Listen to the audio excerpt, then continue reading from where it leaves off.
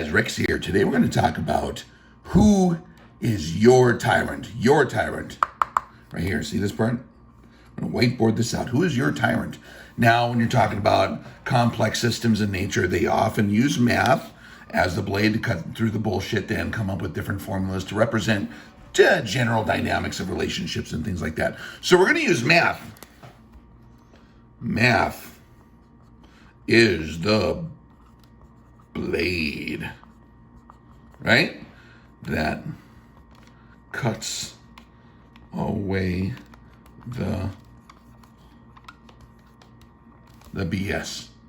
Right, guys? Now, if you are on the Patreon page, we have a lot of different training materials. Saw over there goes over this repeatedly. This is why we use math. We inventory and assess facts and different things, and then we actually, we create a matrix or whatever needs to be done to best analyze the situation. Otherwise, we have this problem right here. Wait, let's use a different color. And 93% is emotion. And that's not highly rational. Only 7% comes through accurately. Okay? When we're looking at things in life, this is very true. We're very emotional creatures. We make gut assessments of what's going on. And unless we use math, we're going to be a victim to our emotion every single time. 100% true. This is how operators operate. If you ask, what an operator is, like a Green Beret or a Navy SEAL, this is how they operate. They have predetermined systems based on facts, logic, math. There's systems in place that remove this part so that you're actually following a system. So we're going to talk about some things here. Hopefully this will free you or reveal some things of how you might not be free. And I'll free you of some things and maybe give you better insight onto how proximity works. Proximity. How close are you to something, right? So we're going to talk about, and we're going to use today what we call the inverse square law. So basically, if there's a dude here, and we have something, this works for radiation, this works for gravity, light, laser beams, all kinds of things like that. Basically, the inverse square law has to do with the dilution, the geometric dilution corresponding to point source radiation into three-dimensional space. For example, this deal, it's emitting, right? It's emitting radiation. And as you get farther and farther away, it has a way less effect. And as you get closer, the inverse square law says, like if you half the distance, right, here's the dude right here, right? Let's say it's touching you. The radiation emits to the tower from you. But you come here, you half the distance. So half the distance, you invert it, the inverse square law. So invert it right here, okay? And then you square it.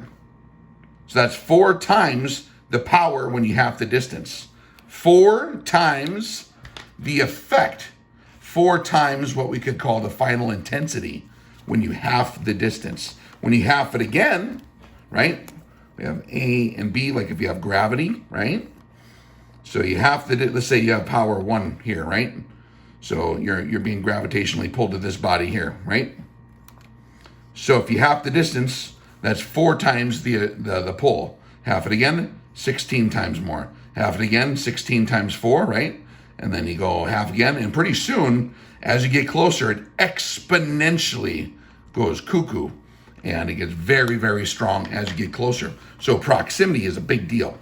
It's like a very big deal. And as you get closer and closer, it gets worse and worse, or better or better. This can be good things, or it can be bad things. And we'll talk about that in just a second. So basically, the inverse square law is what we're going to use to kind of reveal how these deals work, okay? Okay, guys, let's give you a hypothetical scenario. Maybe it's a real scenario, I don't know. So here's Texas. You got the great state of Florida here. You have all these crazy states over here. People I love. We got some lakes here. Got this lake here, Lake Huron, Lake Superior in Michigan, right? Got the deal here in Minnesota. Got the little bay over here and the thing here. Okay, and you just happen to be nice and happy right here. Now, the reason you're nice and happy is because all my exes live in Texas.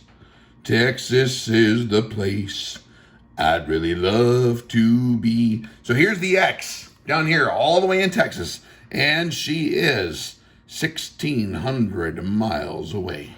Wow, that's nice. See, proximity definitely is a thing, right?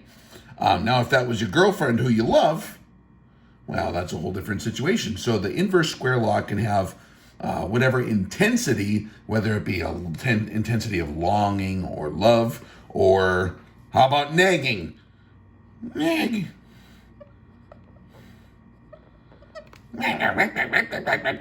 Uh-oh, she's starting to drive in her car. And she's 800 miles away. So you half the distance, you quadruple the power, so now she has 4 times the nagging power at 800 miles away. Uh-oh. She's still driving a car. She's crossed state line down here. She's only a state and a half away now. Uh-oh. So now what is that? 4 times. Now she's 16 times the power at 400 miles away. You get the idea? You half the distance again. You half the distance again. Pretty soon, this number starts to go way up with proximity. If she gets too close, man, this nagging power is just going to shred you. So let's graph this out. Okay, guys, so let's write this out in kind of a chart it out. Initial intensity is here, distance. And then we have final intensity after the distance has been closed. So when she starts all the way down in Texas, her intensity is a 1, but she's 1,600 miles away. So her intensity remains 1. She's far away, right? And as we showed you a minute ago, you half that, you quadruple the power. So at 800 miles, it's 4. At 400 miles, it's 16. At 200 miles, it's exponentially. The closer you get, it just keeps climbing up like at an exponential rate, okay? Let's say she's initial was here, but now her proximity is way closer. She's like on the edge of your state. She's 100 miles away. Now the intensity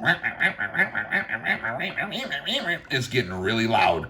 256 times the intensity, just being 100 miles away than if she was all the way down in Texas. Okay, that's why they wrote that song, I think, right? All right, now how about, let's say she's driving still and she's going to move across town. Uh-oh. So now she's 10 miles away. Now it's 25,600 times the intensity. Because every time you half the distances start getting really, really close. They're not really far apart. You just keep halving it. Fractional geometry. It gets really high the closer you get. Okay? And let's say she gets 10 feet away. 10 feet is 0.0019 miles. Okay? So she is now 709,141,274,238 times more pissed when she's on your doorstep than when she's all the way down in Texas, right? Now, the converse can be true if it's love. You're writing love letters to your sweetheart all the way across the country. She starts driving, oh man, she gets right in front of your door. The love is crazy. And once you close distance, she's 10 feet away, 5 feet away. You take this times 4, 2.5 feet away, take that times 4 again. And by the time you're holding each other, man, it's basically at infinity because your proximity is now, the distance is closed. In fractional geometry, it just goes forever, right? So this can be a good thing or a bad thing, okay? If you got a sweetheart, you understand what I'm saying. So let's change the question here. Who, right now, has an intensity of 1, okay? Let's say that on a scale of 1 to 10, creepy Uncle Joe,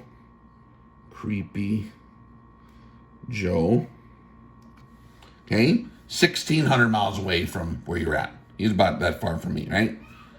But on a scale of 1 to 10, he doesn't really affect my life all that much. Like, there's laws that can find him now. He's an entourage, he can point and stuff. But due to the extreme distance, the proximity is not there. It's a very, very low number, right? So there's not a lot of leverage that you're going to see here. Who's closer that actually has way more power than a national politician? This goes for all those clowns in DC, okay? Who's closer? How about your governor? If you got a good governor, it's 256 times the influence as someone, who is 100 miles away. My governor is about 100 miles away. But like someone in Washington, D.C. is 256 times more influence, more intensity of whatever this governor decides to do. He's in my state. There's exponentially more things that could be locally affected by my governor. This is why everyone always says, hey, local politics is so much more important than national politics and community, right? If you got a good mayor, a good sheriff, or a neighbor, right? So let's go 10 miles away. Who's 10 miles away that will affect you even more than your governor in life? And this could be good or bad. At 10 miles away, your boss has 25,000 times the influence over your life than Creepy Joe. 25,000 times. Like if you go to the Buffalo Wild Wings and start acting like a clown, your boss will see you and he might be like, hey, you're not representing the company, blah, blah, blah, right? Uncle Joe, he's not at Buffalo Wild Wings. He's not even there. What can he do from 1,600 miles away? You don't even care. He's got other stuff, right? So your boss, big deal. Like if he can see at the grocery store, you have to be careful how you drive around town. If you do something, he'll see it in the local paper. So your boss has this much more influence over you. Plus you work with him all the time. So proximity would dictate that your boss is exponentially more in contact with you than these guys, okay? And in your context of your location, considering the proximity, your boss has way more control over how your life goes, okay? Now, if let's say that you have a real crappy job and your boss actually has 5 times the influence over your life, like 50% of your life on a scale of 1 to 10, he's halfway there. So he's controlling 50% of your life. We'll just take that times 5. So then he has 100,000, 125,000 times more intensity if he actually if he really controls your life because you put yourself in a situation where your boss actually has that much control. Now, who is within 10 feet of you? Someone in your house. The intensity of what happens in your own house. Wife, kids, grandpa, people that are 10 feet away are 700 billion times more intensity in your life of effect and emotional everything, resources than creepy Uncle Joe. When Uncle Joe is sitting in the White House lapping up an ice cream cone and grunting and sniffing hairdos, you don't have to listen to it. You don't have to smell when he farts or whatever, right? You don't have to hear or listen to him because he's too far away. But people in your house, whoa, way more intensity because of proximity. Okay, now if you want to see this part, infinity, you can dig the 0 to infinity on Patreon. Okay, I'll talk about who actually is your worst tyrant. Who is your worst tyrant?